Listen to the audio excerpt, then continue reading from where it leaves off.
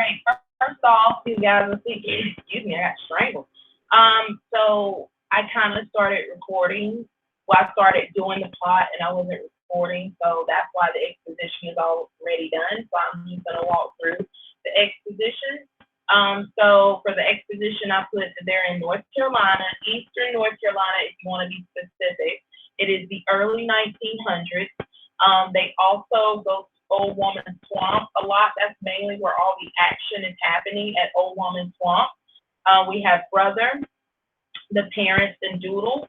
We have Aunt Nicey is also a character, and we know that Doodle is a call baby. Now remember, a call baby is when it's born, they're still in the sack. Now, actual childbirth, the baby busts through the sack. Excuse me, I was about to say snack. That's phone side. The baby busts through the sack, and that's basically how the water breaks and all that good stuff. It's not really good stuff, but you know what I mean. Anyway, so a baby that's typically born as a call baby during that time period specifically, they usually didn't live long. Some ended up facing the hardships of retardation. Now, in the time period we're in, we have a lot more medical advances in technology, so that if a baby is born, a call baby, there are more things we can do to help that baby live. So they didn't think that he was going to live. So that definitely goes in our exposition. Exposition is in purple, and all the other stuff is in purple. And I said this before I realized I wasn't recording. You'll see me, but you won't see me because I'm just trying to make sure you guys can really see the board and see everything that I'm writing. So I tried to kind of angle myself out the way for those purposes. Okay. All right. So the next thing we're going to do is the rise in action. And there are a few things that will go in the rise in action. I'm actually going to have to get up to write it. So I apologize. I hope you guys can still see okay. That was yours truly a little bit in the camera. All right, so for our rise in action, we have a lot of things that can go here. So I'm going to try to be as detailed as possible when I do this one right here. So for starters, we know that Doodle has to be with Brother.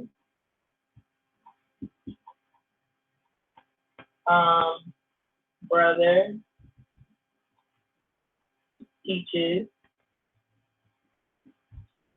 Doodle how to walk. And then I'm going to put above that in parentheses pride, because as you all stated, it was really the pride that had him, even helping him in the first place. I'm going to do Brother's plan for Doodle. And when I say the Brother's plan for Doodle, I'm talking about, remember, he was going to teach him how to fight, how to climb trees, how to swim. There were so many things that he was planning on teaching Doodle. Also, that's something that needs to go in the rise in action would be the ibis. The ibis coming. Okay? Because the ibis foreshadows what is actually going to happen to Doodle, which is why you take notice it affects Doodle so much when he sees the bird and he feels like he has to go bury it, because he kind of has a connection with that bird. It's like he doesn't realize it because he's still so young that's why he's connected to the bird, because they both are out of their environment. The bird was taken away from its environment, the tropical environment, where Doodle is taken out of his comfort environment with the way he's being pushed by Brother. So that's definitely why it foreshadows. We know our conflict is the plan that Doodle has because of Brother. That's the conflict, because those are things, expectations, as we talked about in the pre-reading activity, the expectations are really, really high. So if you, as a matter of fact, I can put right here, conflict,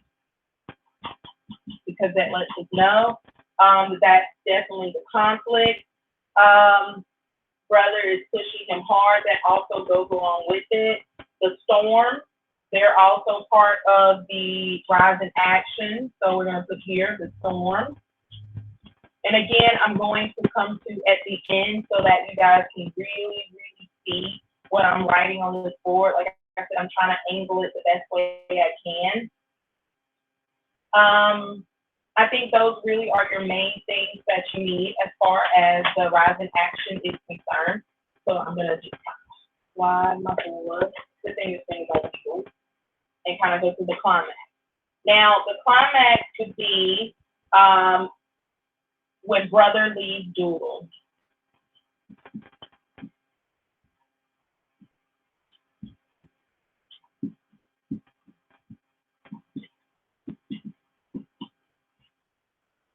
And actually, let me go back and just erase the S off in the storm for rise in action, because there's one storm, that's the hurricane. Actually, as a matter of fact, just to be on the safe side, so you guys can distinguish the two, I'm going to write the hurricane, because remember, when the bird comes, it was a hurricane that brought the bird.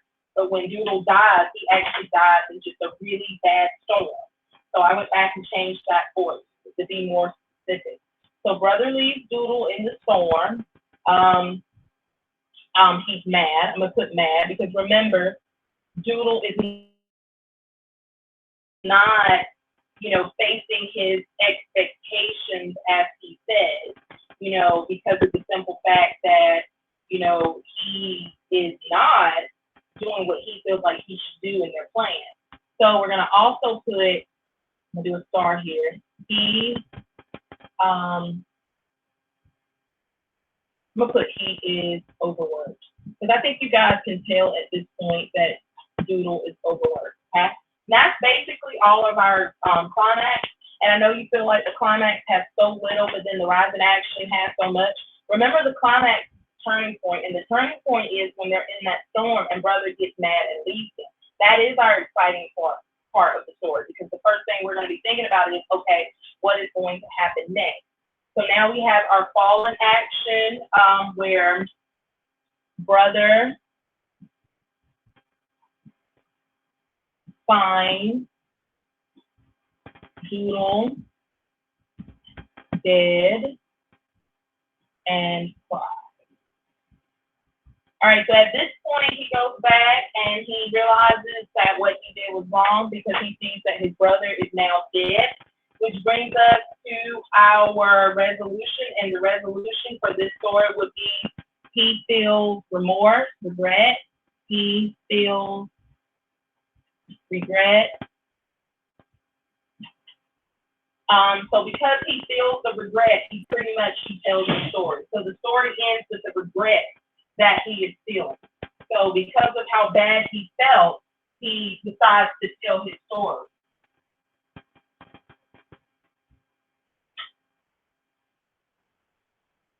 All right, sorry about that long pause. There was a noise in the background. My daughter has knocked her whole set of blinds off her window.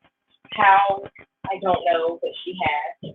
So with that being said, I am going to zoom in real quick so you guys can see it close up. So I'm actually moving the camera now.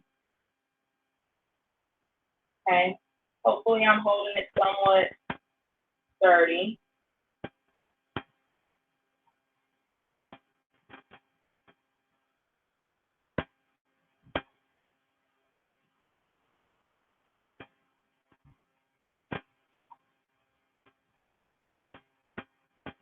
Kind of slant, but trying to move it straight across.